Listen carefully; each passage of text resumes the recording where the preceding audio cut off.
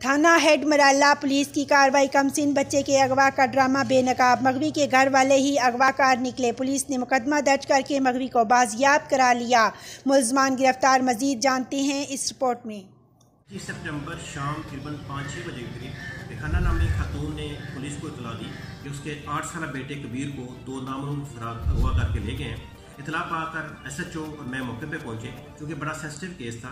Depot साहब सियालकोट ने जनाब मुस्तफर फिरोज साहब ने खास तौर पे इस पर हिदायत जारी की कि इसको जितनी जल्द हो सके वर्कआउट किया जाए। इस पर इन्वेस्टिगेशन करते हुए साइंटिफिक अंदाज से इन्वेस्टिगेशन शुरू की गई और अल्लाह का शुक्र है वो सारे जो फैक्ट्स थे वो सामने लाए गए। उसके मुताबिक रेहाना नामी खातून ने खुद ही अपने बेटे को प्लानिंग करके सुहेल और वसीम के जरिए अगवा करवाया और कहीं गैप कर दिया ताकि पर्चा करवाकर अपने मुखालफों पर अफेयर करवा के जो ऑलरेडी इनका मुकदमा चल रहा है उसमें उनको सुलह के लिए मजबूर कर सके। उस पर्चे को काउंटर करने के लिए रेहाना नामी खातून ने ये सारा ड्रामा रचाया था।